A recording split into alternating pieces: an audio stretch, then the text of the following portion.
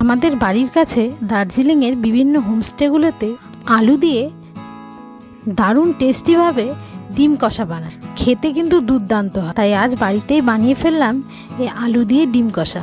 চলো তাহলে রেসিপিটি বানিয়ে ফেলি। ডিম আর আলুগুলো আমি আগে থেকেই সেদ্ধ করে রেখেছিলাম, তাই প্রথমেই কড়াইতে তেল দিয়ে ডিমগুলো দিয়ে দিলাম। তার মধ্যে সামান্য নুন হলুদ দিয়ে ডিমগুলো ভালো করে ভেজে নিলাম।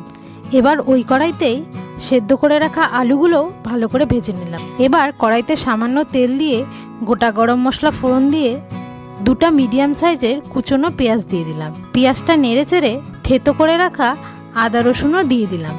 এবার বেশ কিছুক্ষণ নাড়িয়ে চাড়িয়ে জিরে গুঁড়ো, ধনে গুঁড়ো, লঙ্কার গুঁড়ো, স্বাদ মতো নুন, হলুদ দিয়ে ভালো করে কষিয়ে নিলাম। কষানো হয়ে গেলে আগে থেকে সেদ্ধ করে ভেজে রাখা ডিম আর আলুও দিয়ে দিলাম। আলু আর ডিম ভালো করে নাড়িয়ে চাড়িয়ে বেশ কিছুক্ষণের জন্য কষিয়ে নিয়ে সামান্য পরিমাণ জল দিয়ে ঢেকে দিলাম। ঝোল ভালো করে ফুটে ঘন হয়ে আসলে নামানোর আগে সামান্য পরিমাণ গরম মশলা গুঁড়ো উপর থেকে ছড়িয়ে নিলেই তৈরি হয়ে গেল একদম পাহাড়ি স্টাইল ডিম কষা। এই ডিম কষা দিয়ে এক থালা ভাত নিমিষেই উড়ে যাবে। খেতেও দারুণ আর বানানো খুবই সহজ।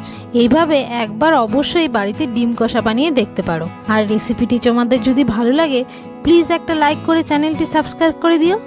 আর যারা ফেসবুক থেকে দেখছো তারা পেজটি ফলো করে দিও।